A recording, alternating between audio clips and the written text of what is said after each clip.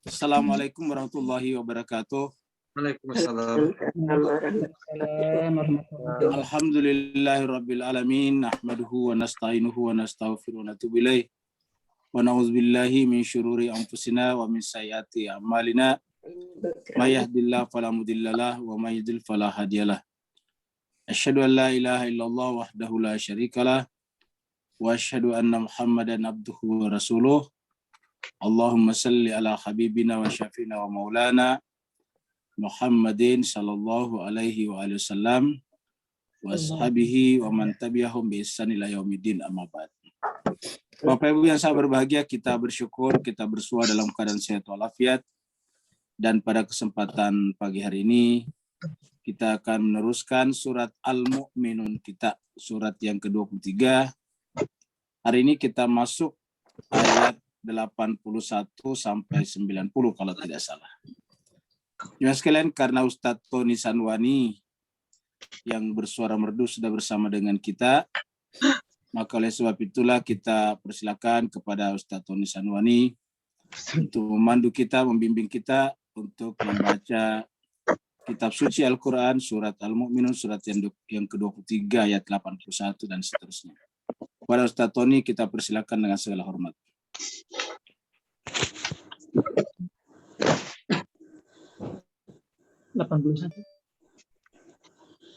Assalamualaikum warahmatullahi wabarakatuh.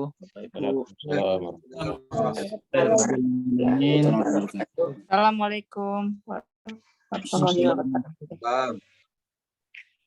Assalamualaikum warahmatullahi wabarakatuh. Waalaikumsalam. Ya, kita mulai Bapak Ibu ya. Mudah-mudahan bacaan kita diberkahi oleh Allah. Barokah Ramadan, barokah Al-Quran. Amin ya Allah. A'udzu billahi minasy syaithanir rajim.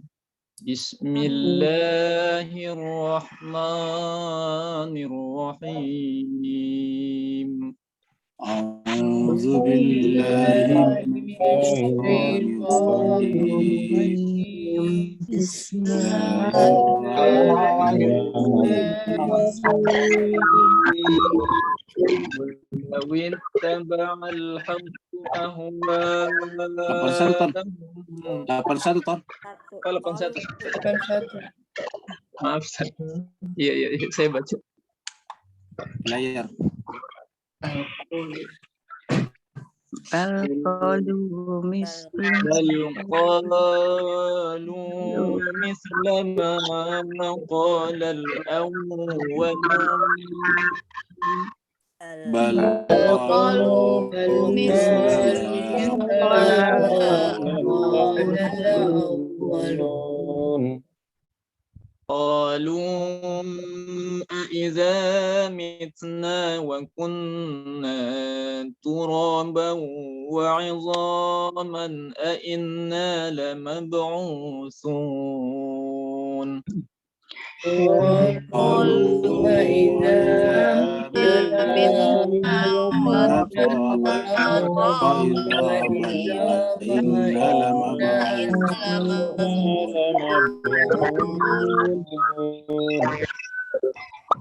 لقد وعدنا نحن وآباؤنا هذا من قبل إن هذا إلا أساطير الأولين لقد وعدنا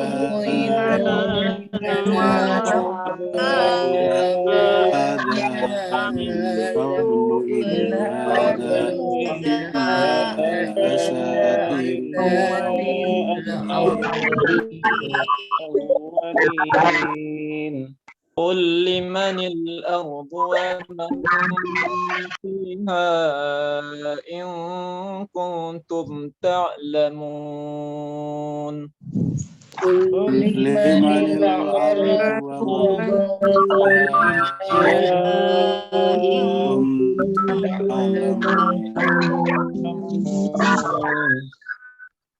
سيقولون لله قل أفلا تذكرون سيقولون لله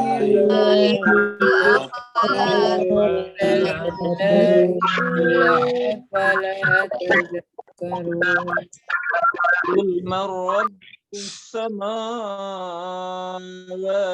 السبع ورب العرش العظيم قل من من رب رب السماوات ورب العرش العظيم العظيم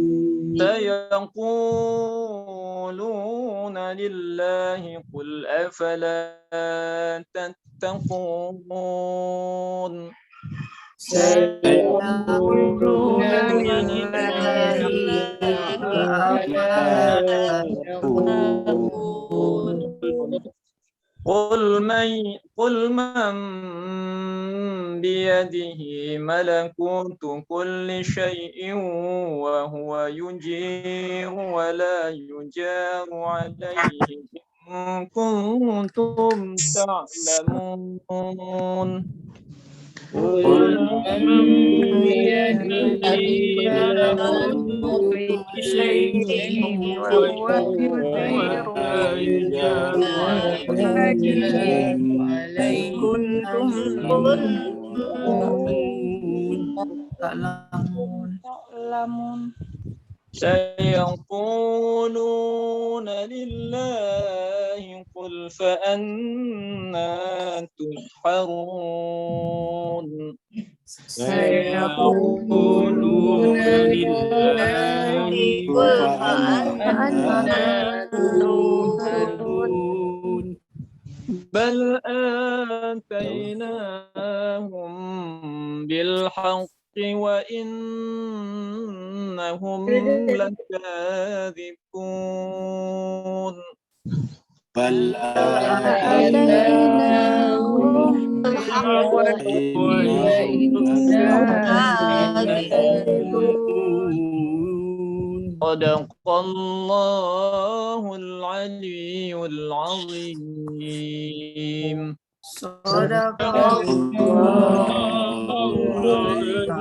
العظيم اللهم صل وسلم وبارك وزد على رسول الله وآله الأطهار اللهم صل على محمد وآل محمد وأجل Muhammad. Kita aturkan terima kasih banyak, syukran katsira kepada Ustadz Tony Sanwani. Semoga Allah SWT bersama kita semuanya nanti ditempatkan di Telaga Haud bersama dengan Rasulullah Sallallahu Alaihi Wasallam. Dan Bapak Ibu sekalian yang ikut membaca Al-Quran, semoga dengan ayat-ayat yang dibaca menyebabkan Bapak Ibu sekalian senantiasa dikawal oleh malaikat rahmat Allah SWT dimanapun Bapak Ibu semuanya berada. Kita lanjutkan surat Al-Mu'minun kita, surat yang ke-23. Surat Al-Mu'minun, suratnya orang-orang beriman, orang mukmin, turunnya di Mekah, jumlah ayat 118 ayat. Terakhir kemarin kita sudah sampai di ayat 80. Di ayat 80 Allah SWT berfirman, A'udzubillahi minasyaitonirrajim. Bismillahirrahmanirrahim. Wa huwallazi yuhyi wa yumitu. Dan dialah Allah SWT yang menghidupkan dan juga mematikan. Walahu ikhtilaful laili wan nahar. Dan juga baginya lah pertukaran, ataukah Allah lah yang membuat, yang menciptakan sistem tatanan yang menyebabkan terjadinya pertukaran malam dan siang, yang kemudian menyebabkan kita ada perhitungan. Afala ta'qilun. Lalu Allah mengatakan, kenapa tidak menggunakan akalnya? Jadi Allah ingin menjelaskan bahwa mekanisme hidup dan mati, sebagaimana mekanisme siang dan malam, itu adalah kejadian-kejadian yang sifatnya rasional. Ta'qilun masuk akal, dan karenanya presisi terhitung. Bisa kita hitung. Contohnya misalnya pertukaran malam dan siang, itu selalu dengan waktu yang bisa ditentukan dengan jelas. Begitu juga dengan kematian dan kehidupan. Kehidupan dan kematian bisa ditentukan dengan jelas, yaitu bahwa setiap yang hidup pasti akan mati, dan kematian itu masing-masing punya masanya. Setiap unsur, setiap jenis daripada hewan atau makhluk hidup selalu ada waktu hidupnya. Seperti jagung sekitar 3,5 bulan, manusia sekitar 80-90 tahun, kalau toh ada 100 tahun 1-2 orang. Artinya tidak ada manusia yang hidup sampai 200 tahun. Jemaah sekalian, ini yang terakhir kemarin. Sekarang kita masuk pada ayat baru. Ya, kita lihat jemaah sekalian, ini adalah kumpulan tulang belulang, dikumpulkan dari berbagai macam orang yang sudah meninggal dunia lama. Kita lihat semuanya tulang-tulangnya. Lalu kemudian ini juga tengkorak-tengkoraknya. Tulang belulang dan tengkorak-tengkorak ini adalah tengkorak dan tulang belulang dari orang-orang yang pernah seperti kita.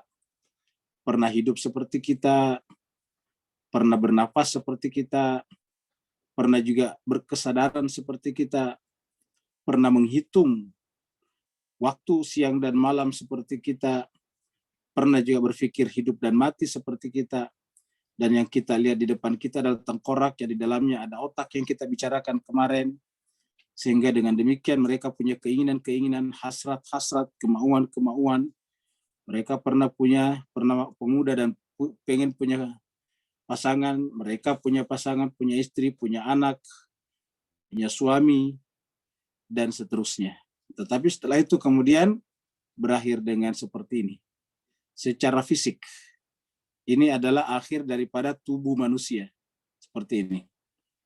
Dan kita lihat tengkorak yang di depan mata kita sekarang juga adalah kumpulan dari zat-zat yang dikumpulkan oleh tumbuh-tumbuhan, hewan-hewan, dari tanaman-tanaman, lalu kemudian juga dari tanah dan air. Kemudian menjelma, bertransformasi menjadi apa yang disebut dengan tulang atau tengkorak ini.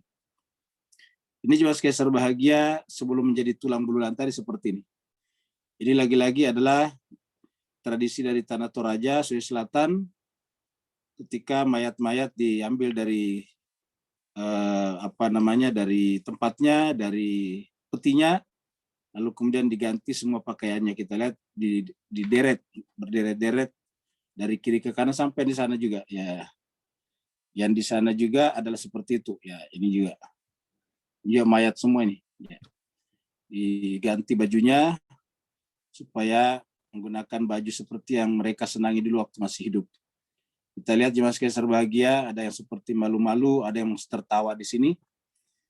Ya, jadi jemaah sekalian berbahagia, inilah akhir daripada manusia semuanya secara fisik. Ya, sebelum menjadi tulang seperti yang kita lihat tadi. Jadi sebelum menjadi tulang seperti itu, dia seperti ini. Artinya walaupun dia kelihatan berbentuk manusia, ya tetapi sebetulnya adalah hanya kerangka saja.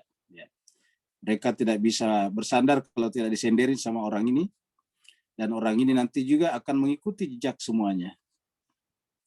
Meski berbahagia, kita lihat walaupun mereka selfie-selfie, tetapi mereka tidak berkesadaran. Artinya mereka tidak bisa kirim lewat WA, lewat IG, lewat kemana-mana hasil selfie-annya. Yang ngirim adalah yang ini masih hidup. Tapi yang hidup ini juga akan nanti seperti ini juga. Yang pegang ini juga akan seperti ini juga nantinya. Jadi jemaah sekalian berbahagia, kita manusia seperti ini. Ya. Ini kelihatan sebelum diganti bajunya. Jadi ini baru dikeluarkan. Dari sini ini baru mau akan diganti bajunya. Sebelum diganti seperti ini. Kelihatan masih lusuh sebelum diganti. Nah, jemaah sekalian berbahagia, kita lihat manusia berotot kurang, kemudian ini ada kerangka. Nah, jemaah sekalian, kenapa kita ungkapkan angkat ini? Karena coba kita lihat ayat berikutnya. Ayat 81 dulu kita lihat. Bal qalu misla ma qala al-awwalun. Jadi tadi di atas pertanyaan-pertanyaan Allah, Allah, Allah. Pertanyaan di atas tadi adalah berkenaan dengan pentingnya menggunakan akal, pentingnya menemukan kebenaran. Ingat, di atas kebenaran, kita sudah bahas tentang kebenaran, lawannya adalah kedustaan atau kepalsuan.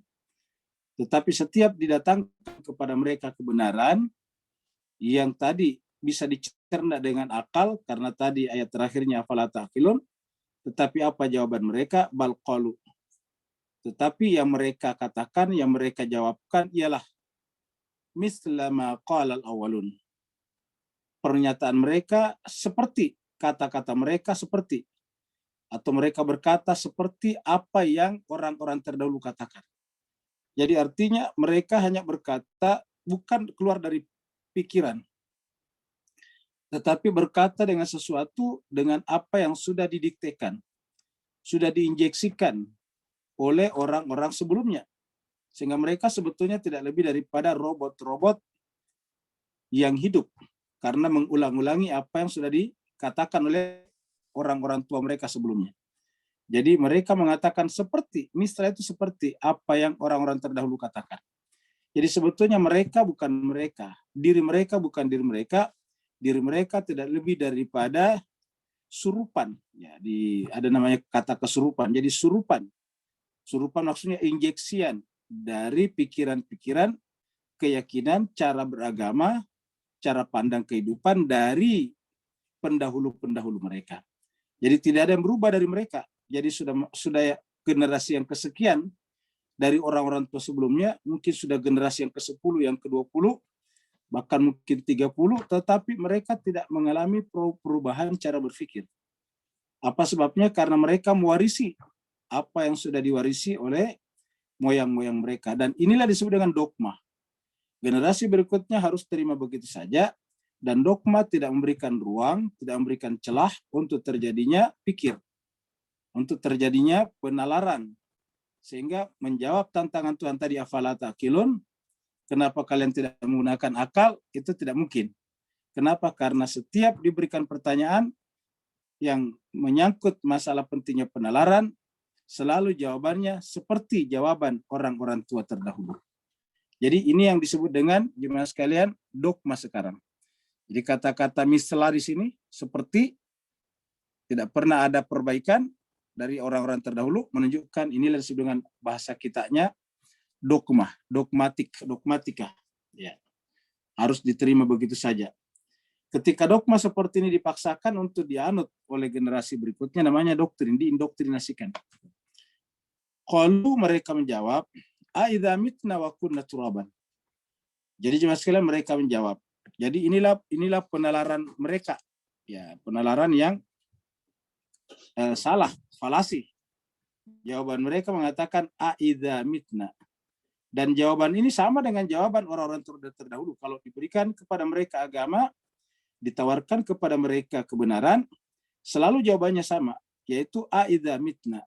Apakah kalau kami sudah mati? Mitna di sini sudah mati. Ya. A-nya pertanyaan. Apakah apabila, apabila, jika mitna kami telah mati, wa kunna, dan kami telah menjadi turaba, tanah. Turab itu tanah. Ya. Wa idhaman, dan tersisa hanya tulang belulang saja, seperti tadi kita lihat. Jadi mereka mengatakan aidza mitna wa kunna turaba wa idhama ainna lama bausun. Apakah kami akan benar-benar dibangkitkan kembali? Apakah kami benar-benar akan dibangkitkan kembali? Ya. Ainna, apakah mungkin kami? Karena pertanyaan ini adalah pertanyaan sinistik, kita artikan apakah mungkin kami akan dibangkitkan kembali sementara kami sudah menjadi tanah dan tulang belulang. Jemaah sekalian berbahagia, di mana letak masalahnya? Pertanyaan ini yaitu memahami transformasi itu hanya dari bentuk saja. Kalau memahami transformasi itu dari bentuk saja, ya tidak mungkin. Jangankan nanti, sekarang juga tidak mungkin kita jadi manusia kalau hanya transformasi bentuk saja. Kita asalnya dari tanah dan air. Tanah dan air tidak mungkin jadi seperti kita sekarang kalau hanya transformasinya bentuk. Apa namanya transformasi bentuk, perubahan bentuk? Pohon kayu kita tebang, digergaji, berubah jadi balok dan papan, terus setelah itu dirubah jadi meja, dirubah jadi lemari, dan sebagainya. Maka lemari itu hanya namanya saja, tetap saja hakikatnya, zatnya tetap kayu. Waktu jadi pohon namanya pohon kayu, waktu jadi gelondongan kayu, waktu jadi papan balok dan kayu, setelah disusun-susun jadi meja, tetap meja kayu, disusun-susun lagi jadi lemari kayu. Jadi artinya lemari, meja, gelondongan, papan, balok, pohon, itu hanya bentuk saja. Hakikatnya, zatnya, substansinya tidak berubah. Nah, dengan demikian di sini kesalahan mereka. Bahwa sebetulnya manusia juga tidak bisa jadi manusia kalau seandainya tanah diubah jadi manusia. Bahkan tanah diubah menjadi pohon itu tidak mungkin. Bagaimana bisa merubah tanah jadi pohon? Bagaimana bisa merubah pohon jadi hewan? Bagaimana bisa merubah pohon, hewan jadi manusia? Itu tidak mungkin. Dari di sinilah Jemaah sekalian kedangkalan cara berpikir mereka. Dan ini artinya apa? Tidak pernah berpikir secara mendalam. Tidak pernah berpikir secara secara deduktif namanya. Tidak pernah bisa membangun premis-premis mayor minor yang kemudian melahirkan konklusi ataukah kesimpulan, natijah. Harusnya Jemaah sekalian berbahagia, yang disebut perubahan itu bukan bentuk saja, tetapi ada perubahan hakikat, perubahan substansi. Contohnya misalnya tanah dan air. Lalu kemudian dari situ muncul tumbuhan, muncul ikan-ikan. Pada saat kita memegang tumbuhan, tidak ada tanda-tanda tanahnya di sana. Ketika kita memegang ikan, tidak ada tanda-tanda tanahnya di sana. Begitu juga ketika tumbuhan dimakan oleh hewan, pada hewan tidak ada tanda-tanda tumbuhannya di sana. Kita tidak menemukan sama sekali aroma. Kita tidak pernah menemukan aura tumbuhan pada hewan-hewan. Tetapi benar-benar tumbuhanlah jadi hewan. Karena kalau kambing tidak makan rumput, ya kambingnya tidak jadi kambing. Sapi tidak makan rumput, sapinya tidak jadi rumput. Begitu juga kalau tumbuhan tidak tertancap batangnya atau akarnya ke tanah, benar-benar tidak jadi tumbuhan. Jadi apa yang terjadi? Pada tadinya tumbuhan itu kecil sekali, tiba-tiba jadi besar. Semua yang besar itu berasal dari tanah. Tapi kenapa kita tidak bisa melacak bentuk-bentuk tanah, aroma dan aura tanah pada pohon-pohonan? Karena yang terjadi adalah perubahan substansi namanya. Ya. Nah begitu juga kalau kita sudah mati nantinya, kalau mereka bayangkan bahwa tulang belulang itu nanti kemudian hidup kembali, tulang belulang itu nanti kemudian mendapatkan darah lagi, daging lagi, otot lagi, kulit lagi, ya tidak mungkin. Karena itu namanya cuma perubahan bentuk, bukan perubahan substansi. Kalau dari tanah air menjadi tumbuhan saja sama-sama alam materi, perubahannya harus memutlakkan terjadinya perubahan substansi, apatah lagi dari alam dunia, alam materi ke alam non-materi. Pasti akan mensyaratkan juga perubahan substansi namanya. Nah, jadi jemaah sekalian, disitulah kelemahan cara berpikir ini. Jadi ketika mereka menanyakan ini, menunjukkan bahwa mereka tidak pernah menggunakan penalarannya dengan benar.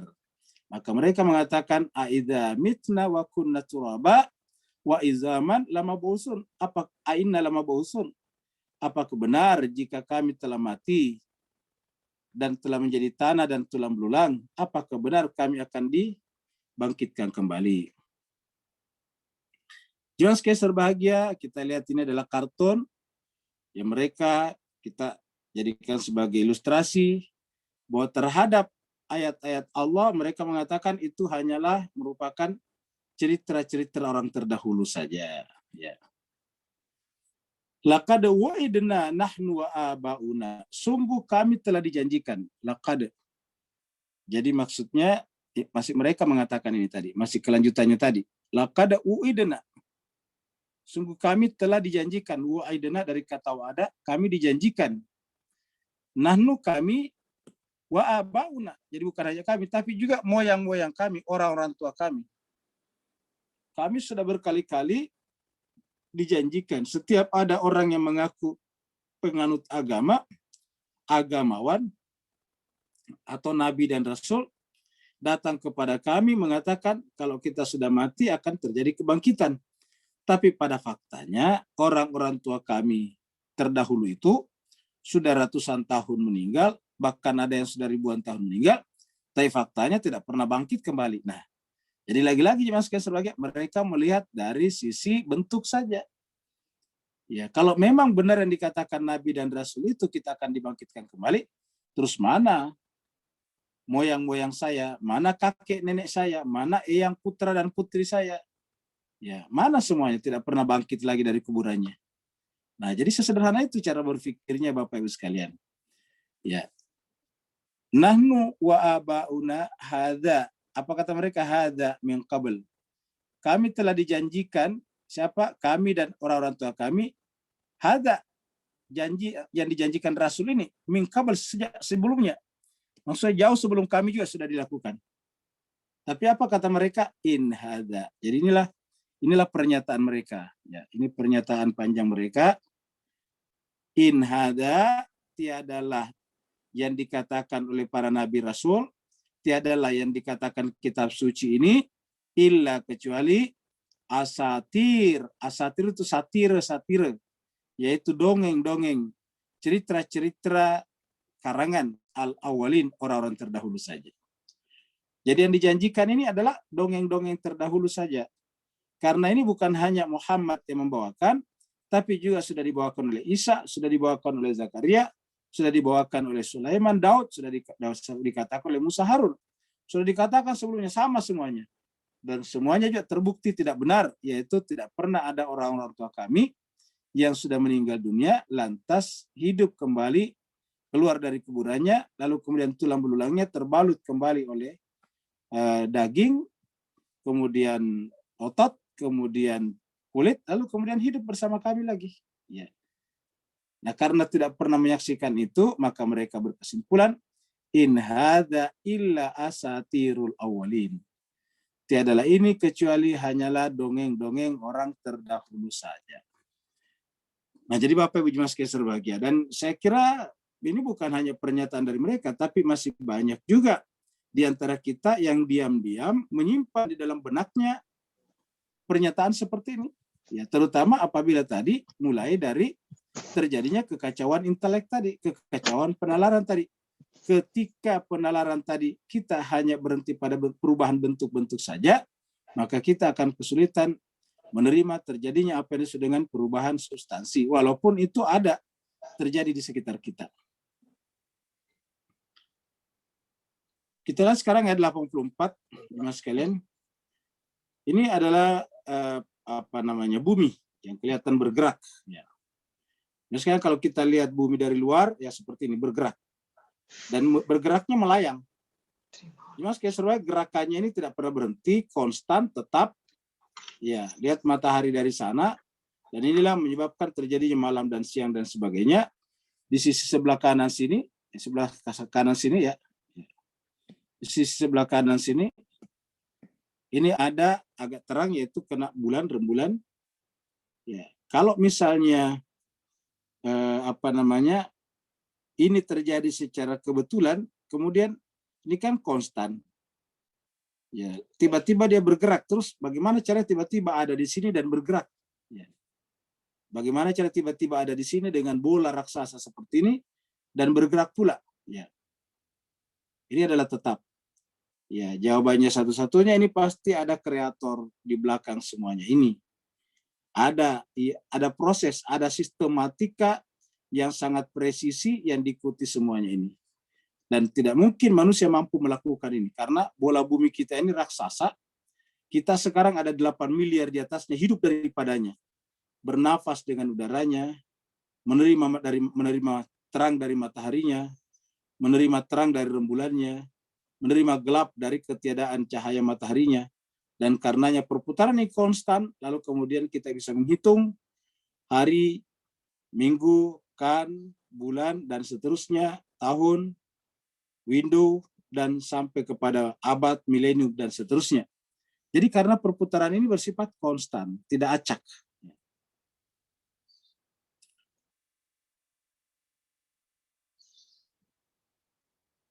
Jadi jemaah sekalian berbahagia, Qul katakanlah, ini tadi setelah melihat bumi seperti itu. Qul katakanlah Muhammad kepada mereka, li punya man siapakah? Qul di sini liman punya siapakah? Ya. Punya siapakah bumi ini? Li-nya itu punya man siapakah? Punya siapakah bumi? Waman dan orang-orang. Fiha yang ada di dalamnya. Punya siapakah bumi dan orang-orang di dalamnya? Seakan-akan Allah yang bertanya, ini bumi siapa yang buat? Bukan hanya membuat, tiba-tiba ada gerak yang konstan seperti tadi. Berada pada posisi seperti tadi dengan matahari, rembulan. Sehingga terjadi keindahan di sana. Terjadi siang setiap hari, terjadi malam setiap hari. Pada waktu tertentu terjadi rembulan yang purnama. Sehingga membuat permukaan bumi yang terkena bulan menjadi juga terang. Terang versi malam hari. Kemudian dari sana ada kehidupan. Ada hal-hal yang mendukung kehidupan seperti ada udara, ada air, dan seterusnya. Sekarang, punya siapakah semuanya itu? Qul liman al-ardu wa man fiha. Kalau air itu dibuat oleh manusia, maka tentu manusia tidak pernah kekurangan air. Tidak ada manusia mengalami namanya dehidrasi. Jadi siapakah yang menginisiasi sehingga ada air di muka bumi? Ada oksigen di muka bumi. Ada mekanisme yang mengatur antara air, hujan, dan sebagainya di muka bumi sehingga ada kehidupan. Katakan Muhammad, tanyakan kepada mereka, limanil ardu wa man fiha. Pertanyaan ini mendasar Pak Ibu sekalian. Karena nanti jawabannya cuma dua. Ya, yaitu definisi ataukah mengatakan ada dengan sendirinya. Ada dengan sendirinya tentu bukan definisi. Ya. Jadi jawabannya hanya dua kemungkinan. Kalau misalnya dia bisa menjawab dengan mekanisme alam, pertanyaannya namanya mekanisme itu kan hukum. Apakah hukum bisa menciptakan dirinya sendiri? Sedangkan hukum itu tidak berbentuk materi. Ya, kalau misalnya materi seperti seperti misalnya besi itu materi namanya. Air materi namanya. Tapi kalau hukum yang mengatur air sehingga di sana ada hidrogen dan oksigen yang saling mengikat dengan jumlah elektron tertentu, lalu kemudian mereka bisa berpisah pada suatu temperatur tertentu, lalu kemudian menyatu lagi pada temperatur tertentu yang lainnya, lalu kemudian berubah menjadi kondensasi atau pengembunan dan turun jadi hujan. Siapa yang mengatur semuanya ini? Qul liman al-ardu wa man fiha. In kuntum ta'lamun. Jika kamu orang berilmu. In kuntum. Jadi artinya kalau orang berilmu itu pasti bisa menerangkan dengan kebenaran bahwa segala sesuatunya ini berproses, tapi yang namanya proses itu adalah mengikuti hukum. Hukum itu ada yang menciptakannya. Ya. Bahkan ketika semuanya berproses, maka proses itu bergerak dari sederhana menuju kepada yang rumit, yang complicated. Nah, ketika yang sederhana dimulai dari yang sangat sedikit, yaitu satu. Nah, pertanyaan siapa yang mulai yang satu itu? Karena tidak mungkin sesuatu yang tidak ada membuat dirinya jadi ada. Ini tidak masuk akal, tidak bisa diterima otak akal. Bahwa ada sesuatu yang tidak ada bisa mengadakan dirinya. Ya, kenapa? Karena ini namanya terjadi terma yang kontradiksi. Seperti kata wudhu tadi malam, termanya kontradiksi dengan pertanyaannya yang dimaksud. Yaitu bahwa kalau memang ada sesuatu yang tidak ada mengadakan dirinya, bagaimana sesuatu yang tidak ada bisa melakukan pekerjaan mengadakan. Jadi yang bisa mengadakan itu kan adalah sesuatu yang sudah ada. Karena mengadakan itu kata kerja. Setiap kata kerja kan ada pelakunya. Makan, pasti ada orang yang makan. Mencangkul, pasti ada orang mencangkul. Ya. Setiap kata kerja harus ada pelakunya. Nah sekarang kalau mengadakan, siapa mengadakannya padahal dia tidak ada. Jadi ini namanya kontradiksi. Tidak ada tapi mengadakan dirinya sendiri. Dengan demikian jawaban yang paling mungkin adalah bahwa harus ada kekuatan yang super, yang luar biasa di sana, dan itu dijangkau dengan ilmu. Karena ilmu mengikuti kaidah-kaidah berpikir yang benar, yang rasional, yang objektif.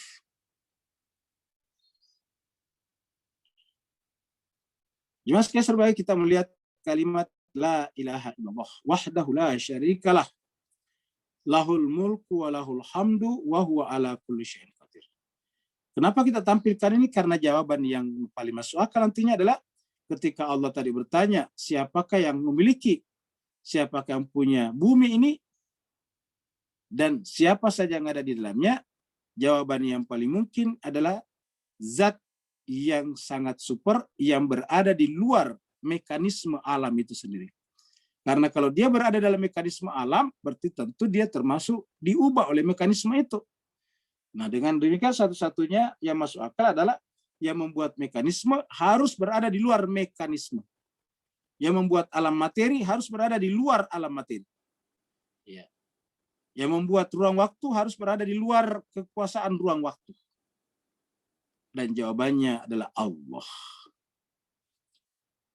Saya kuluna, pasti mereka akan menjawab. Saya kuluna, pasti akan mereka. Saknya di sini mengatakan pasti akan mereka. Ya, ini namanya huruf istiqbal. Jadi mereka akan mengatakan saya kuluna. Ya. Lillah. Lillah. Yang melakukan itu semuanya adalah Allah. Itu adalah milik Allah. Dan tadi pertanyaan liman punya siapa? Jawabannya li Allah. Punya Allah. Jadi mereka jawaban yang masuk akal, jawaban satu-satu yang mungkin adalah Allah. Semua jawaban yang tidak mengatakan Allah pasti tidak masuk akal. Bisa dipastikan. Pertama, jawaban yang paling gampang terjadi kebetulan. Bagaimana sesuatu yang banyak dan teratur terjadi secara kebetulan. Terminologi terma kebetulan bagi kita itu adalah tidak muncul dari keteraturan. Dan yang namanya kebetulan tidak bisa dijadikan sebagai patokan. Sedangkan alam semesta bisa dibuatkan hukum-hukumnya, hukum alam namanya. Nah, kalau terjadi kebetulan kan acak, random, tidak terduga, unpredictable. Itu namanya Itu namanya kebetulan. Jadi bagaimana bisa terjadi kebetulan? Mengatakan terjadi kebetulan sama saja dengan mengatakan bahwa yang tidak ada mengadakan dirinya sendiri. Karena kata kebetulan itu artinya juga mengakui pernah tidak ada lalu kemudian ada. Kebetulan dia ada. Nah, tapi ini adalah jawaban yang paling dangkal. Yang nggak ada alam sendiri itu tadi. Ya, yang tadinya tidak ada mengadakan dirinya sendiri. Itu masih sudah ada sedikit kalimatnya, ada proposisinya. Kalau yang pertama tadi sangat singkat, kebetulan. Kelihatan kalau malas berpikir. Nah, jadi jemaah sekalian, saya kuluna lillah. Mereka akan mengatakan punya Allah. Artinya apa? Selalu ada kekuatan di luarnya. Allah itu artinya kekuatan super, kekuatan maha yang berada di luar mekanisme penciptaan tadi. Yang berada di luar materi dan hukum-hukum yang mengatur materi itu. Saya kuluna lillah. Mereka pasti akan mengatakan itu punya Allah. Qul. Katakanlah Muhammad kepada mereka, kalau kamu pasti menjawab Allah, afala tadakkarun. Lalu kenapa tidak mengambil pelajaran? Kenapa tidak mau ingat kepada dia? Kenapa tidak ingin bergerak kepada Allah itu yang satu itu? Ya. Sudah jawabannya pasti Allah, karena semua jawaban selain Allah itu pasti salah. Lalu pertanyaannya, kenapa kamu tidak bergerak menuju ke sana yang satu itu? Kenapa justru kemudian bergerak menuju kepada selain yang satu? Ya. Jadi Bapak Ibu sekalian, kenapa kita lihat berikan penjelasan yang mungkin sedikit agak-agak ribet ini? Karena pertanyaannya tadi, ayat 80 adalah afala ta'qilun. Kenapa tidak menggunakan akalnya? Jadi artinya pertanyaan Allah ini adalah pertanyaan-pertanyaan untuk direnungkan dengan pendekatan akal, pendekatan rasional, pendekatan objektif. Kalau kita tidak memiliki kemampuan itu, pertanyaan Allah tadi tidak kita jawab, afala ta'qilun. Dan kalau itu kita tidak jawab, berarti semua jawaban kita bersifat dogmatis, sama dengan mereka. Jawaban kita juga sama dengan yang kita terima dari orang-orang itu terdahulu. Boleh saja sama jawaban kita, tetapi jawaban kita adalah jawaban diri kita sendiri, bukan kita copy paste dari orang tua kita. Ya sama misalnya kalau orang lain mengucapkan selamat pagi, walaupun sama dengan kita, tapi beda. Di selamat paginya dia dari pikiran dia sendiri, bukan dari kita. Nah harusnya kalau toh sama, tetapi hanya kalimatnya saja sama, proposisinya saja sama, tetapi pikiran yang menemukan itu berbeda. Masing-masing berpikir, sehingga sampai kepada kalimat dan proposisi yang sama. Karena kalau memang akal dan pikiran itu bekerja dengan benar, pasti akan melahirkan pikiran dan proposisi yang sama. Ya. Ini juga jemaah sekalian berbahagia. Allah. Jadi semuanya hanya Allah sebetulnya. Karena semua yang ada ini bermula dari Dia. Dialah yang menginisiasi. Hanya Dialah yang satu-satunya yang ada dan tidak pernah ada yang mendahulunya. Dialah satu-satunya ada yang tidak terikat dengan waktu, dan juga daripada dialah adanya dialah yang lain juga menjadi ada. Jadi dari sanalah, dari dialah yang ada, kemudian yang lain yang ada yang lain menjadi ada, menjadi wujud juga. Qul, katakan juga. Jadi katakan, maksudnya Nabi disuruh bertanya kepada mereka. Tanyakanlah kepada mereka. Kalau tadi punya siapa, sekarang man rabbuh. Tadi punya siapa, sekarang man rabbus samawati as-saba. Siapakah yang punya langit? Kalau tadi kan bumi. Kalau tadi pertanyaannya, qul limanil ardu wa man fihinna wa man fiha. Kalau sekarang man rabbus samawati as-saba. Siapakah Tuhannya langit yang 7? Jadi siapakah Tuhannya Rabb langit yang 7? Di sini menggunakan kata Rabb, tadi cuma liman.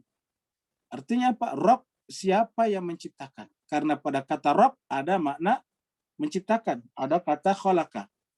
Dalam kata Rabb ada makna mudabbir, mengatur. Ya, di dalam kata Rabb ada makna mendidik. Ingat kata-kata tarbiyah. Bahasa Arabnya pendidikan itu tarbiyah. Ya, orang yang menjadi pengajar namanya murabbi. Murabbi dari kata Rabb, dari kata tarbiyah.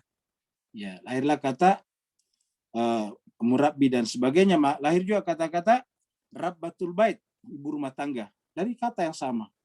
Dari kata Rabb digunakan juga kata majikan, Rabbi. Majikanku bisa bermakna Tuhanku, bisa bermakna majikanku. Jadi, qul, tanyakanlah Muhammad, man Rabbu, siapakah yang menciptakan? Siapa yang mengatur? Siapa mendidik alam semesta?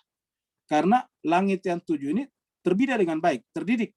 Setiap unsur mengetahui fungsi dan perannya masing-masing. Seakan-akan mereka itu sudah profesional di bidang itu. Dan berarti itu adalah hasil pendidikan. Nah, man Rabbus samawati sab'a, siapakah Tuhannya langit yang 7 itu? Wa Rabbul arsyil azim, dan Tuhan daripada arasy yang agung. Arasy yang agung di sini artinya yang mengatur mekanisme itu, yang merupakan markas semuanya itu. Markas langit dan bumi. Jadi ada bumi tadi, kemudian ada langit yang 7. Siapa yang mengatur semuanya? Siapa Tuhannya semuanya itu, dan siapa Tuhannya? Arasy yang agung.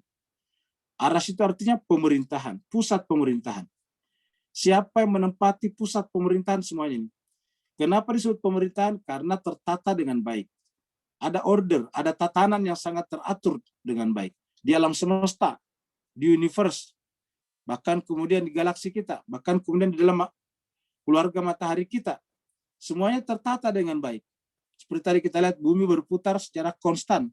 Tidak pernah acak putarannya. Padahal tidak ada penyangganya. Tidak ada juga kekuatan yang kita lihat secara fisik memutarnya. Tapi kok dia berputar terus-menerus secara konstan?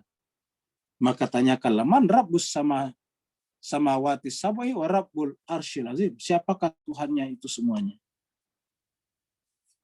Jemaah sekalian, lagi-lagi jawabannya mungkin hanya Allah. Tidak ada jawaban lain. Setiap jawaban selain Allah pasti falasi. Pasti keliru. Pasti bisa dipastikan salah. Ya. Karena bagaimana bisa yang canggih alam semesta ini kok bisa terjadi dengan sendirinya?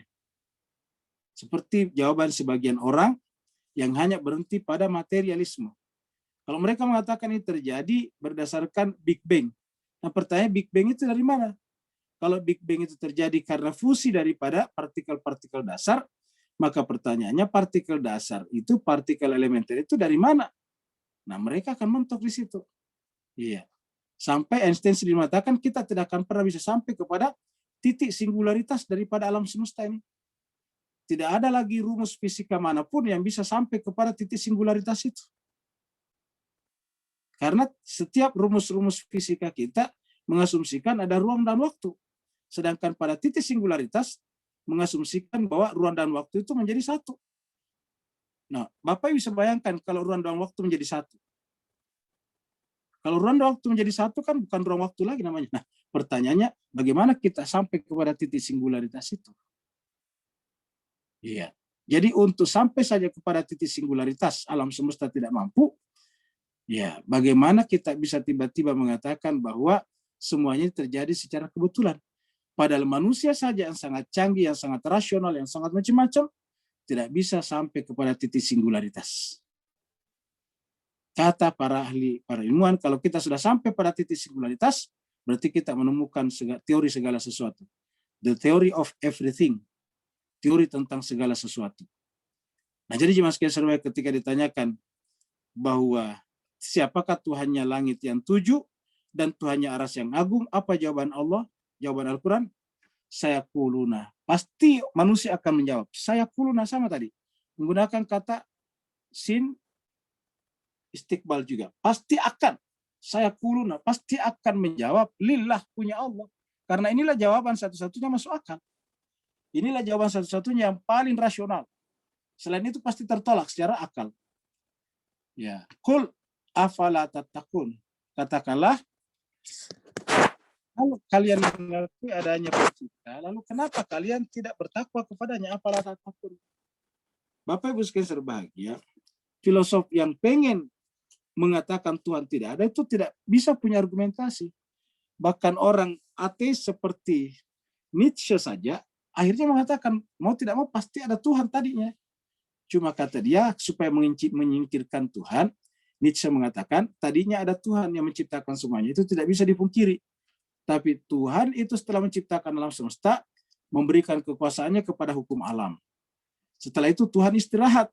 Karena saking lamanya Tuhan istirahat, maka Tuhan sudah mati, kata dia. Coba. Jadi Tuhan sudah mati, ini kata-kata sangat terkenal. Tuhan sudah mati. Jadi yang membuat Tuhan mati itu adalah seorang filosof Jerman, Friedrich Nietzsche namanya. Ya, kenapa? Karena dia tidak bisa menolak, pasti ada penciptanya. Tidak ada penjelasan yang paling masuk akal tentang bahwa alam semesta tercipta dengan sendirinya. Harus ada Tuhannya. Nah, supaya mereka tetap meninggalkan Tuhan, bikinlah cerita-cerita seperti tadi. Dan ini pasti bukan penjelasan filosofis. Buat memang tadinya ada Tuhannya, lalu setelah itu kemudian Tuhan itu istirahat terlalu lama. Bayangkan sejak awal, alam semesta sudah berusia sekitar 13,7 miliar tahun. Nah, selama itu juga Tuhan sudah istirahat. Karena saking lamanya, ya Tuhan itu sudah mati. Nah, coba Bapak Ibu jelaskan seru lagi. Nah, jadi Allah mengatakan, saya quluna lillah qul afala tattaqun. Katakanlah kenapa kalian tidak bertakwa. Jadi afala tattaqun, kenapa tidak bertakwa? Jadi pengakuan akan adanya Allah harusnya disusul dengan pembuktian bahwa kita berasal dan akan pergi ke sana. Karena kalau Tuhan ada yang menciptakan segala sesuatunya, baru kemudian alam semesta ini lepas, seperti kata Nietzsche tadi, daripada Tuhan, Tuhan sudah mati, berarti alam semesta berjalan dengan sendirinya. Bukankah berarti bahwa alam semesta berubah jadi Tuhan? Karena dia menganut asas qiyamuhu binafsi, dia berdiri dengan sendirinya. Ya, maka oleh sebab itulah, untuk membuktikan bahwa kita memang sepakat bahwa ada Allah, ya kita harus bergerak menuju kepada dia. Bergerak menuju kepada dia namanya bertakwa. Maka ayatnya, afala tattaqun, kenapa kalian tidak bertakwa? Ini lagi-lagi juga jemaah sekalian berbahagia adalah Allah. Jadi artinya kalau kita menyaksikan gerak, misalnya kita menyaksikan ombak yang bergulung-gulung di lautan, yang teratur itu, ya, lalu kemudian terhempas di pantai, lalu kemudian muncul terus-menerus, tidak berhenti-hentinya, ya itu semuanya adalah karena ada mekanisme, ada aturan yang mengaturnya. Lalu kemudian manusia bisa mengambil manfaat, misalnya berselancar di sana. Dari berselancar banyak orang hidup di sana. Ada berselancar profesional, ada pertandingan-pertandingan, ada lingkungan, ada wisata lagi jadinya. Banyak orang hidup dari sana. Tapi siapa yang mengatur semua itu? Allah. Maka kalau orang hidup dari situ, baru tidak dekat kepada Allah, berarti juga seakan-akan mengakui bahwa ombak itu terjadi secara kebetulan. Mekanisme alam terjadi secara kebetulan. Kul, katakanlah Muhammad. Kul, katakanlah. Man biadihi, siapakah yang di tangannya malakutu kulli syai', malakut segala sesuatu. Malakut itu artinya alam atasnya. Jadi sesuatunya namanya mulki, alam atasnya namanya malakut. Jadi artinya apa? Sama dengan kita melihat film. Di layar film ada pekerja-pekerja di belakang film. Kita menyaksikan pertunjukan di atas panggung. Kita lupa bahwa ada sesuatu di belakang panggung. Ada kerja-kerja yang sangat hebat di belakang panggung itu. Jadi kalau kita melihat sesuatu di depan layar, harus ada kekuatan-kekuatan di belakang layar, behind the screen-nya ada. Kita tidak bisa hanya tiba-tiba mengagumi yang di depan layar. Ya, saya kira Bapak Ibu sekalian, semua orang menerima ini. Kalau kita nonton televisi, nonton film, sinetronnya bagus, filmnya bagus, kita terkadang lupa bahwa ada kekuatan di luar itu. Ya. Coba jemaah sekalian kalau nonton film, yang kita nonton kan adalah peran-peran yang dimainkan oleh orang-orang yang ada di dalam film itu. Tapi jemaah sekalian, bisa nggak kita tonton itu dengan layar lebar seperti itu kalau sana tidak ada kameramen, tidak ada tukang syutingnya? Jawabannya pasti ada tukang syutingnya. Tapi pernahkah kita berkesadaran bahwa ada tukang syutingnya? Tidak kelihatan. Bahkan kameranya pun juga tidak kelihatan. Padahal yang tampil di situ benar-benar dari kamera. Ya. Yang tampil di layar lebar di bioskop itu ataukah di televisi kita itu adalah dari kamera, nangkap itu. Tapi sekarang kameranya nggak kelihatan. Bahkan kita tidak menyadari bahwa kita sebetulnya keluar dari kamera. Bahkan kita tidak menyadari bahwa di belakang kamera ada kameramen namanya. Iya, yang kita fokus, yang kita lihat hanya yang di depan panggung itu, yang di atas panggung itu, yang berbicara, yang berakting di sana.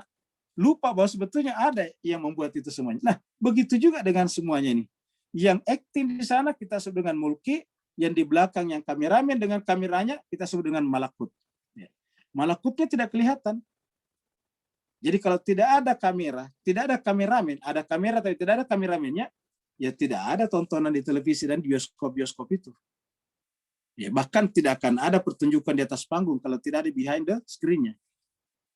Jadi Bapak Ibu jemaat sekalian berbahagia, tetapi sering sekali akal pikiran kita tertipu. Ya, hanya berfokus melihat kepada yang di atas panggung. Fokus melihat pada peran-peran yang dimainkan oleh aktor, aktris di atas, di dalam layar film itu. Di televisi itu. Lupa kalau itu sebetulnya yang kita nonton keluar dari kamera. Dan ketika ditangkap kamera itu kecil sekali di dalam. Jadi hanya microchip, bahkan sekarang nano di sana menangkapnya. Jadi sekarang alat perekamnya itu sudah bersifat nano. Kecil sekali, tangkap itu. Melewati, jadi gambar itu masuk ke dalam kamera itu tersimpan di dalam chipsnya atau memory card-nya itu melalui celah yang sangat sempit. Ya. Sangat kecil sekali. Masuk di sana, tersimpan di sana. Tetapi itu semuanya kita tidak saksikan. Ya, itu yang disebut dengan malakut. Jadi Allah mengatakan, "Qul," sampaikan Muhammad. Tanyakan kepada mereka, "Man biyadihi malakutu kulli syai'." Siapakah di tangannya lah malakut segala sesuatu. Wa huwa yujir wala yujar. Dialah yang merunning dan dia tidak dirunning. Saya mengartikan merunning. Yujir itu dari kata berjalan. Ingat kata-kata tajri min tahtiyal anhar. Dialah yang merunning. Ya, dialah yang membuat semuanya ada. Sementara dia tidak diadakan.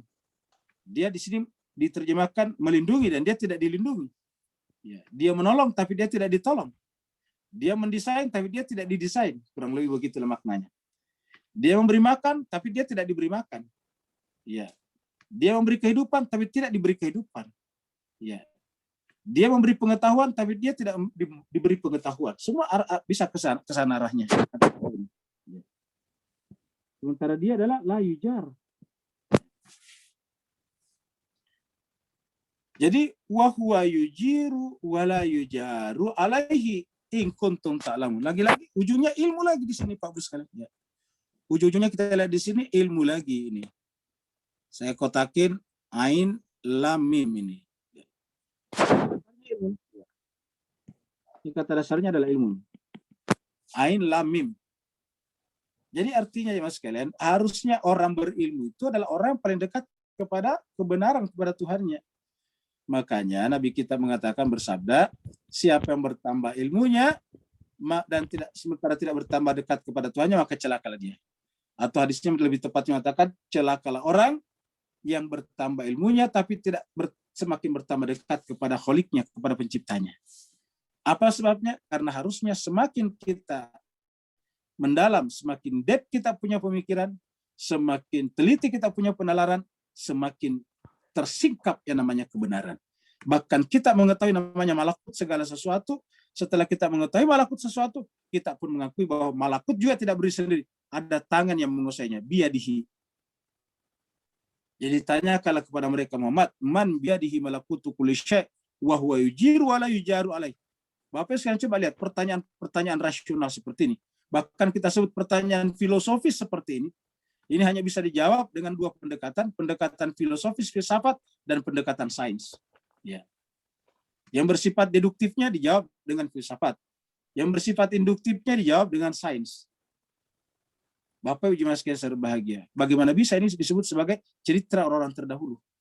Bagaimana bisa ini disebut sebagai karangan seorang Muhammad yang dibesarkan di pedalaman, di dalam pegunungan? Pertanyaan-pertanyaan mendasar seperti ini. Jawabannya pasti Allah lagi. Jadi jawabannya pasti Allah. Tidak ada yang lain. Kalau ada yang lain pasti tidak masuk akal. Saya kuluna. Jadi sudah berapa kali Pak Bus kalian berkata ini? Saya kuluna pasti akan. Jadi kata-kata sa di sini huruf istiqbal menunjukkan pasti akan. Nanti siapapun yang benar-benar mengajukan pertanyaan itu dengan saksama dan mencoba menjawabnya juga dengan saksama, pasti jawabannya adalah Allah. Mau dia hanya seorang saintifik, mau dia hanya seorang filosof, mau dia hanya seorang teolog, dan sebagainya, pasti jawabannya Allah. Saya kulun Allah, karena hanya inilah jawaban yang paling rasional. Selain daripada itu, pasti mengandung pada dirinya falasi namanya. Saya kulun lillah. Qul, katakanlah. Kalau kamu pada akhirnya menjawab Allah, qul fa'anna tusharun. Lalu kenapa kalian tusharun? Ingat juga sekalian, di sini diartikan ditipu. Tusharun ini dari kata apa? Sin, ini kita lihat, ini dari kata sin, ini sin, ha, kemudian ra. Ini kata dasarnya apa nih?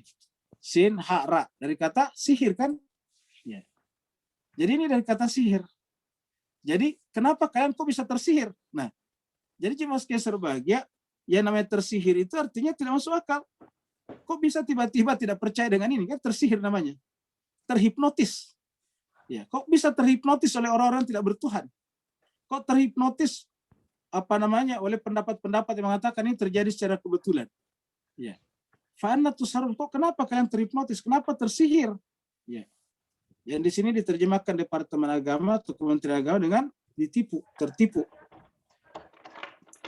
Mereka menjawab Allah, tetapi kok dia katakan, kok mereka tersihir.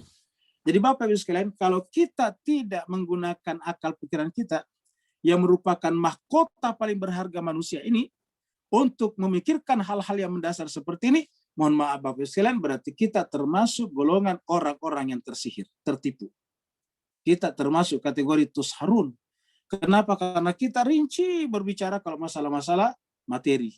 Kita rinci kalau berbicara tentang masalah-masalah benda-benda duniawi. Kita rinci berbicara kalau menyangkut masalah makanan. Kalau kita bikin kue, rinci berbicara tentang gram-gramnya. Rinci berbicara tentang perbandingan-perbandingannya. Tapi begitu berbicara tentang Allah, kita hanya menerima dari guru-guru saja. Harusnya guru-guru itu hanyalah pengantar saja, mukaddimah saja, yang diteruskan analisisnya, cermatannya, kajiannya, studinya, renungannya oleh kita semuanya. Sehingga Allah yang kita sembah adalah Allah yang kita temukan oleh perenungan kita. Penemuan Allah melalui perenungan kita adalah penemuan kita kepada diri kita sendiri. Jadi orang yang tidak menemukan Allah, berarti hakikatnya tidak menemukan dirinya sendiri. Orang yang tidak menemukan dirinya sendiri, berarti tidak pernah melihat ke dalam dirinya. Selalu hanya melihat keluar saja. Pada akhirnya jemaah sekalian berbahagia, semuanya akan bertasbih kepadanya. Ini yang ada di depan Bapak sekalian, tulisannya Subhanallahi wa bihamdihi. Subhanallah bihamdih. Jadi tulisannya ini adalah Subhanallah wa bihamdihi. Ini hak. Subhanallahi wa bihamdihi. Bal, setelah Allah mengajukan pertanyaan-pertanyaan begitu kepada kita melalui Nabi Muhammad tadi, karena ada kata kul, ujung-ujungnya ditutup ayat 90. Ya. dengan kata-kata bal. Ya, yang benar adalah bahkan kami datang. Kami Tuhan melalui nabinya menggunakan kata kami. Di situ ada Tuhan, di situ ada Jibril, di situ ada Nabi Muhammad kita. Jadi menggunakan kata kami. Yang benar ialah kami atau saya kata Tuhan mendatangkan kepada manusia, hukumnya manusia, ataukah kita ganti saja dengan kalian manusia, bil haqqi kebenaran. Justru kami datang kepada kalian, kepada manusia dengan membawa kebenaran. Yang namanya kebenaran tidak ada pada dirinya keraguan. Yang namanya kebenaran pada dirinya adalah presisi. Yang namanya kebenaran tidak ada batil dari depan dan dari belakangnya. Layatil batil min baini yadayhi wa min khalfi. Tidak ada kebatilan datang baik di depan ataupun di belakangnya. Kami datang melalui Nabi dan Rasul membawa kebenaran. Tetapi apa kata Allah? Wa innahum. Sayangnya manusia mereka itu lakadzibun, mendustakan kebenaran itu. Jadi jemaah sekalian, di dalam beberapa ayat di dalam surat Al-Mu'minun ini berkali-kali Allah mengatakan sayangnya manusia itu mendustakan kebenaran. Ada tadi sebelumnya mengatakan lakari, mereka benci kepada kebenaran. Kalau di sini bil haqqi wa innahum lakadzibun, terhadap kebenaran mereka dustakan. Nah jemaah sekalian berbahagia. Jadi yang disebut dengan orang beriman, ingat, definisi orang beriman berdasarkan surat Al-Mu'minun adalah orang yang menerima kebenaran sebagai kebenaran dan melihat kebatilan sebagai kebatilan. Jemaah sekalian berbahagia, kita tidak bisa menemukan orang yang benar kalau kita tidak memahami kebenaran dalam pikiran kita, dan kita tidak mengenal orang batil kalau kita tidak mengenal kebatilan dalam pikiran kita. Apabila kita tidak mengenal kebenaran dan kebatilan, maka sangat mungkin orang yang batil kita terima sebagai orang yang benar, dan orang yang benar kita terima sebagai orang yang batil. Orang yang benar kita alamatkan kepadanya kebatilan, dan orang yang batil kita sandangkan kepadanya kebenaran. Ini yang disebut dalam Al-Quran, kenapa engkau memakaikan baju kebenaran kepada kebatilan? Lima talbisul haqqah bil batil. Kenapa kamu memakaikan pakaian kebenaran padahal orangnya itu batil? Bukan dia yang seharusnya menyandang gelar itu, bukan dia yang seharusnya menyandang istilah itu, tetapi kok kenapa kamu sandangkan kepadanya? Harusnya menjadi khalifah adalah Harun, tetapi kenapa kalian sandarkan kepada Samiri? Iya. Ini yang disebut kenapa? Karena tidak mengenal kebenaran. Makanya ulama besar kita mengajarkan kepada kita, Nabi mengajarkan kepada kita, dan diajarkan di majelis-majelis taklim kita, di masjid-masjid kita, di mimbar-mimbar manapun juga, diajarkan doa yang luar biasa, yaitu Allahumma arinal haqqa haqqa warzuqna tiba, warinal batila batila warzuqna jitinab. Ya Allah, tunjukkanlah kepada kami bahwa kebenaran itu adalah kebenaran. Jangan sampai kami lihat kebenaran sebagai kebatilan. Warinal batila batila, dan perlihatkanlah kepada kami bahwa kebatilan itu sebagai kebatilan. Jangan sampai kebatilan kami lihat sebagai kebenaran. Allahumma arinal haqqa haqqa warzuqna tiba, dan berikan kepada kemampuan kepada kami untuk ittiba, ikut padanya. Warinal batila batila warzuqna jitinabah. Tunjukkanlah kebatilan itu sebagai kebatilan kepada kami, dan beri kemampuan kepada kami untuk meninggalkannya. Mudah-mudahan Bapak Ibu sekalian, kita semuanya yang rajin bersatuan dengan Al-Quran benar-benar bisa melihat kebenaran sebagai kebenaran dan tidak mendustakannya seperti dikatakan di dalam ayat ini, atau tidak mengingkarinya, membencinya seperti ayat-ayat sebelumnya. Terima kasih banyak. Walafu minkum, yang mau bertanya dipersilahkan. Assalamualaikum warahmatullahi wabarakatuh, Ustadz, Bapak Ibu semuanya. Saya mau bertanya, Ustadz. Oh, silakan, Boleh? Ustadz. Ya, Silakan. terima kasih banyak, Ustadz. Ya. Tapi langsung aja, Ustadz. Tadi Ustadz soal titik singularitas itu, Ustadz. Saya ingin bertanya, apakah konsep ini dengan konsep Al-Quran yang mengatakan wal awwalu wal akhiru wal zahiru wal batin ila akhir ayat gitu, di surah Al-Hadid. Lalu di surah Al-Baqarah kalau nggak salah Ustaz, kaifa takfuruna billahi wa kuntum amwatan fahyakum tsumma yumitukum tsumma. Awalnya kita ini kan hanya satu, tidak ada gitu. Yang ada hanya Allah gitu loh. Apa Iya. ini korelatif Ustaz, dengan titik singularitas itu? Gitu. Ya, terima kasih. Assalamualaikum warahmatullahi wabarakatuh. Terima kasih banyak. Jadi jemaah sekalian berbahagia, yang dimaksud para fisikawan terutama Einstein berkenaan dengan titik singularitas bahwa alam semesta. Karena yang bisa ditangkap oleh yang bisa ditangkap oleh para ahli fisika terutama rumus-rumus fisika adalah partikel-partikel elementer yang banyak, jadi banyak.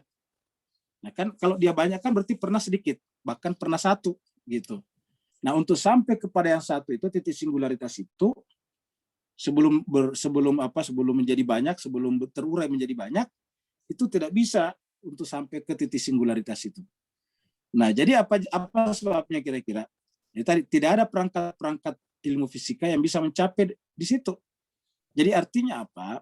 Bahwa untuk sampai kepada titik singularitas memang harus meninggalkan perangkat-perangkat sains, perangkat yang bersifat indrawi, perangkat yang bersifat empirik, atau kalau metodologinya perangkat yang bersifat induktif.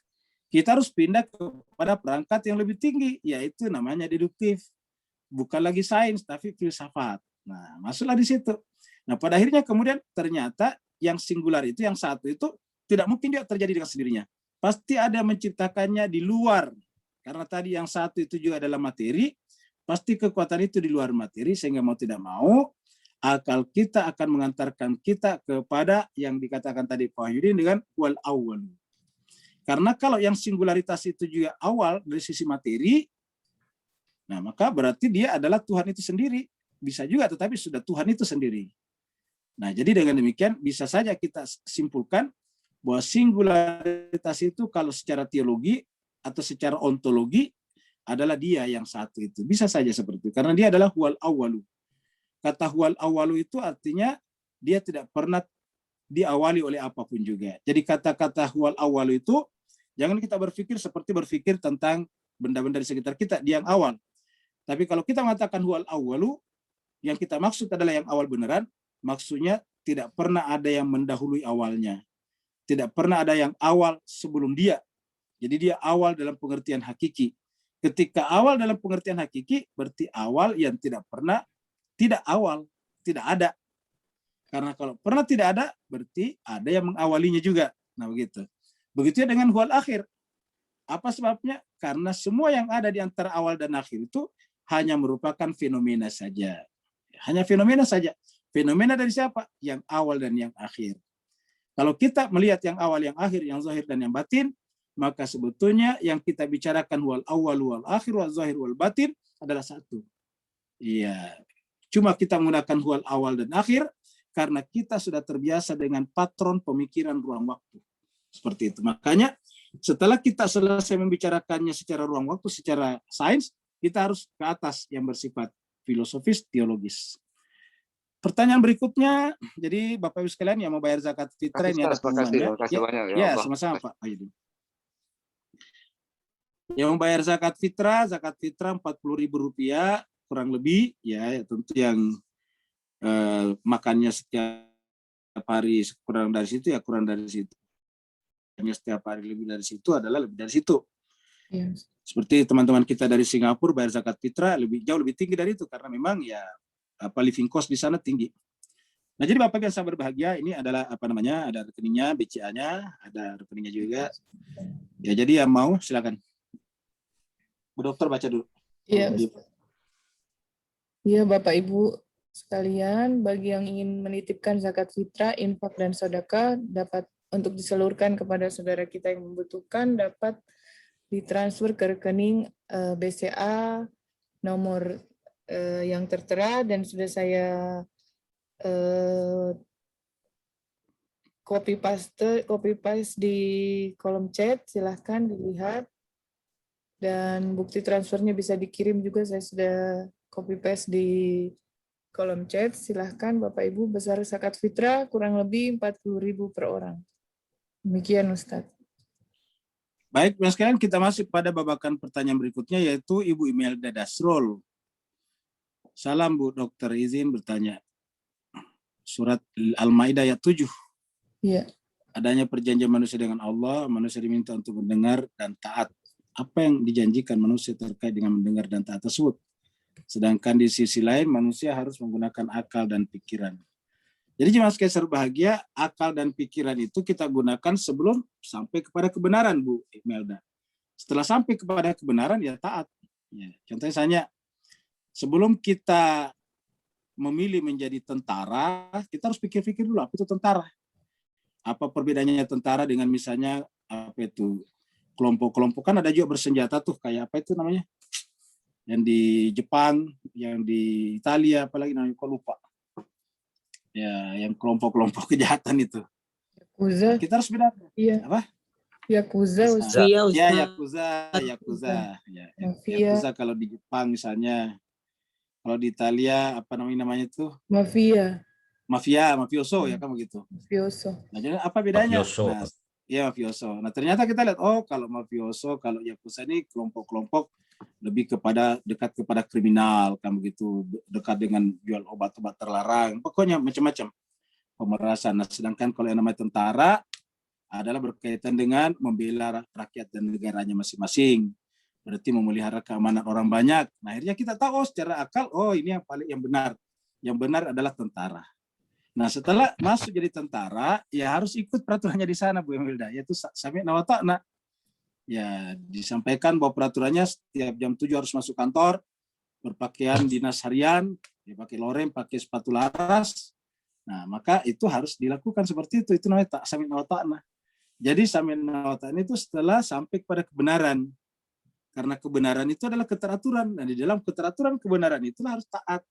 Contoh misalnya, sebelum kita berobat, kita pastikan yang didatangi ini dokter beneran atau tidak. Kan bisa ada ada spesialis berbagai macam penyakit, ada biasa di depan rumah itu mengobati segala macam penyakit, kan begitu. Dari dari macam-macam sampai kepada macam-macam. Nah, jadi jemaah sekalian serbagis kita lihat dokter beneran atau tidak, kayak gitu. Orang pintar beneran atau orang pintar tanda petik, kan ada tuh, mau kemana, mau ke orang pintar. Ini orang pintar beneran atau orang pintar tanda petik, kan begitu. Orang pintar. Nah, jadi harus pakai akal dulu. Nah, setelah sampai di sana, setelah sampai bahwa ini memang dokter beneran, kita dapat informasi dari berbagai macam sisi, kita juga lihat nomor prakteknya, bahkan mungkin kita searching nomor prakteknya benar-benar nggak terdaftar di ID misalnya. Oh ya, terdaftar di ID, Ikatan Dokter Indonesia, kan begitu. Kemudian kita tanya orang-orang dokter beneran. Nah, barulah kita masuk berobat di sana, gitu, Bu Dasrul. Nah, setelah kita berobat di sana, dia katakan, Bu Imelda, nanti makan ini 3 kali sehari sebelum makan. Nah, gitu. Kalau itu kita harus sami'na wa ta'na, nggak perlu lagi tanya-tanya. Bolehkah kita bertanya? Boleh, tapi kasihan dokter ya, terpaksa kita masukkan di kelas, terangin dulu. Ya, kandungannya obat ini apa, berbahaya bagi usus atau kenapa, sehingga kemudian kita harus makan sebelum makan atau setelah makan. Akhirnya panjang ceritanya. Ya, jadi sementara pasien antri. Oleh sebab itu, maka kita sami'na wa ta'na. Jadi, pada setiap wilayah ada sami'na wa ta'na. Kita sekolah misalnya, ini kita cocoknya masuk di mana nih? Di universitas apa, kampus apa? Cocoknya saya masuk misalnya di Pajajaran. Begitu diterima di Pajajaran, ya harus sami'na wa ta'na, harus bayar SPP di sana. Harus kemudian ikut perkuliahan minimal sekian persen kalau mau lulus. Nah, kurang lebih begitulah. Itu yang disebut dengan sami'na wa ta'na. Kemudian yang kedua, Pak Saban dari Singapura. Sejauh kemajuan teknologi sekarang, apakah para saintis atau pakar yang bersangkutan dengan kematian manusia membuat kesimpulan bahwa manusia akan hidup semula selepas kematian? Selama dia melihat dengan kacamata saintifiknya, Pak Saban, tidak mungkin. Karena namanya setiap ilmu pengetahuan, setiap disiplin ilmu, itu ada batas-batasnya. Dan tidak boleh keluar dari situ. Contohnya misalnya, begitu keluar bahwa akan ada kematian setelah kematian di dunia, maka dia keluar dari wilayah saintis, dia masuk dalam wilayah teologi namanya, gitu. Jadi dari sisi keilmuan, tetapi bukan berarti saintis tidak boleh keluar dari wilayah ilmu pengetahuan secara pribadi. Tetapi sebagai seorang ilmuwan fisika, ya seperti tadi kata Einstein, bahwa kita tidak bisa sampai kepada titik singularitas. Kenapa? Ya teori-teori fisika mengandaikan adanya ruang dan waktu. Selalu ada S dan ada T. Ada S, ada jarak, dan kemudian ada T, ada time. Selalu begitu. S-nya adalah space, T-nya adalah time. Selalu ada itu. Nah, dengan demikian kalau kemudian menyatu antara space and time,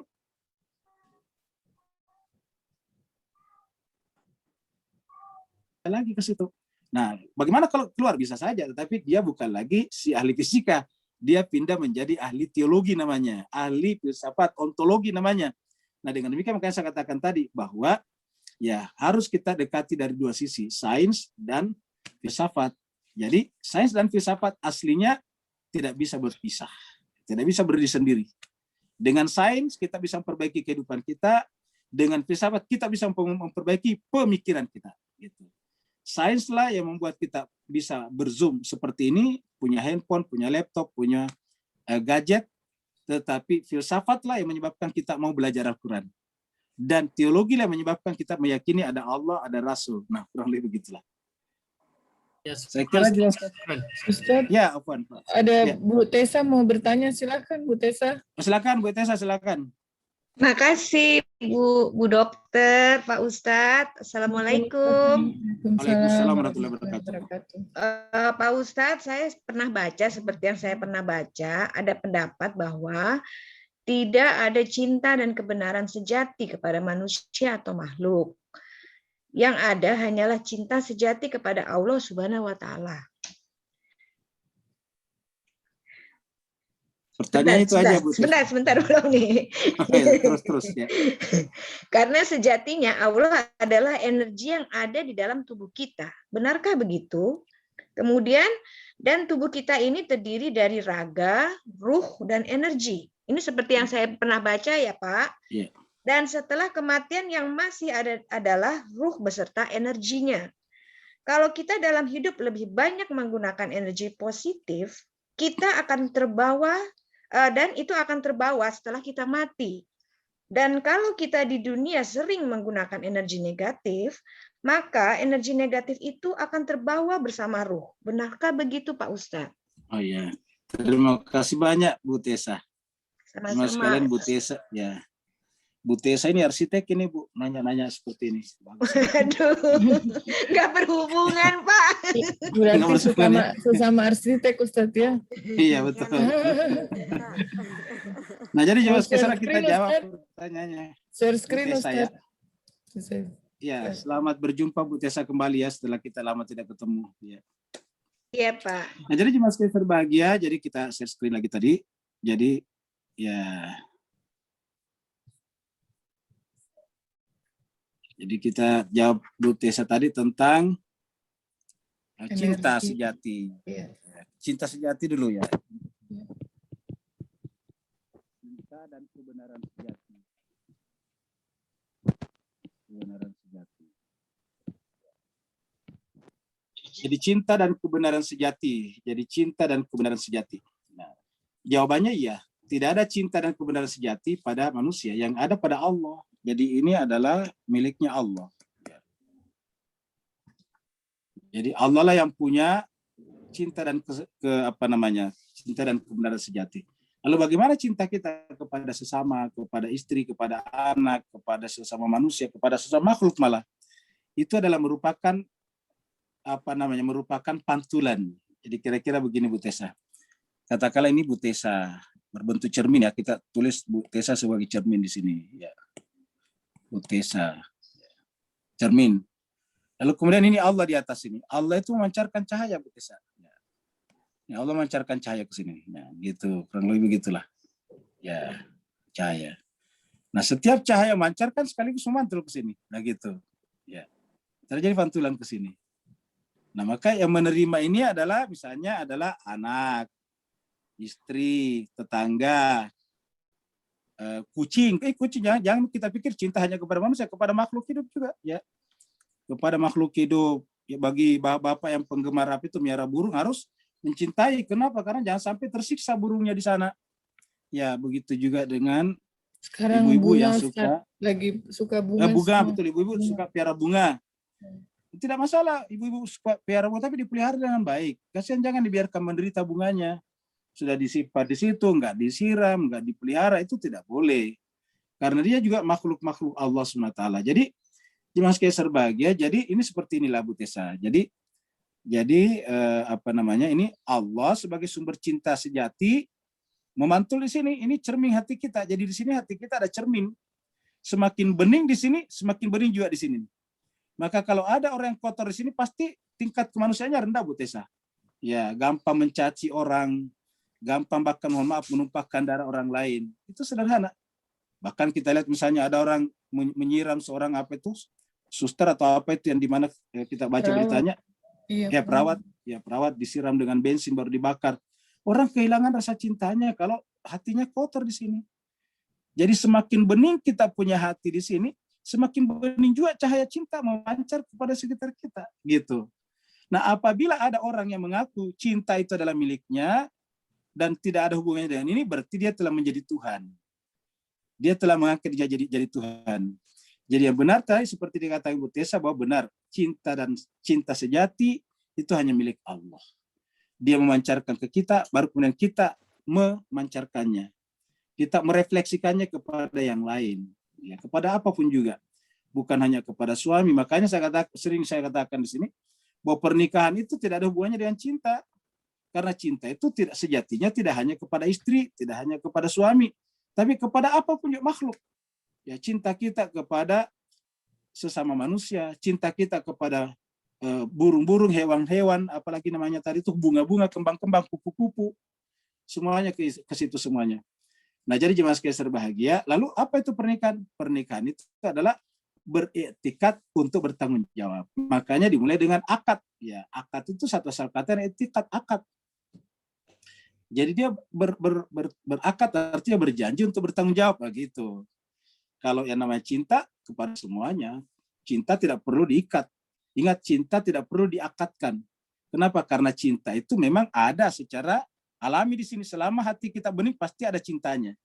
Dan itu harus diarahkan kepada siapapun, kepada ibu kita, kepada ayah kita, kepada saudara kita, kepada sepupu kita, kepada tetangga kita, kepada sesama bangsa kita, kepada sesama wilayah kita di Asia Tenggara, kepada sesama manusia kita.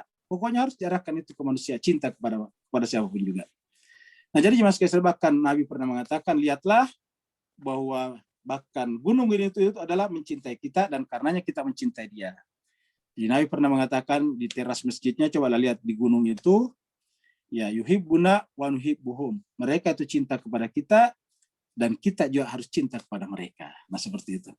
Kemudian bagaimana dengan apa tadi energi baik dan buruk? Ya, mungkin kalau pendekatan energinya bisa juga. Jadi energi baik dan buruk intinya adalah bahwa tidak ada perbuatan manusia yang hilang. Tidak ada perbuatan manusia yang pergi begitu saja. Selalu terakomodasi di dalam kehidupan. Nah, kehidupan apa yang kita maksud? Yang paling soft, yang paling gampang diterangkan secara pengetahuan adalah energi. Jadi kalau kita melakukan perbuatan-perbuatan buruk, bukan berarti itu adalah energi buruk. Kalau kita melakukan perbuatan baik, berarti kita sebut saja dengan energi baik. Dan setiap perbuatan buruk, setiap perbuatan baik itu terekam. Allah telah mengatakan dalam Al-Quran, فَمَنْ يَعْمَلْ مِثْقَالَ ذَرَّةٍ خَيْرًا يَرَهُ وَمَنْ يَعْمَلْ مِثْقَالَ ذَرَّةٍ شَرًّا يَرَهُ. Siapa melakukan perbuatan baik walaupun hanya sebesar zarah, pasti dia akan melihatnya. Dan siapa melakukan perbuatan buruk walaupun hanya sebesar zarah, juga pasti akan melihatnya. Nah, jadi kalau dikaitkan dengan ayat-ayat seperti ini, tetapi dengan menggunakan istilah energi, saya kira tidak ada masalahnya, tidak salah. Saya kira begitu, Bu Tessa. Terima kasih banyak Bapak Ibu sekalian, karena waktu kita sudah masuk, kita banyak yang mau pergi ke berbagai macam kegiatan, maka kita akhiri sampai di sini. Terima kasih banyak atas perhatian Bapak Ibu sekalian. Waalaikumsalam. Wassalamualaikum warahmatullahi wabarakatuh. Sama-sama. Pak Ustaz. Terima kasih banyak Ustaz. Ya Allah. Terima kasih Terima Pak kasih, Ustadz, Bu Ririn. Mas Tony, terima kasih. Terima kasih Bu Dokter. Terima kasih Pak Ustadz, Bu Dokter.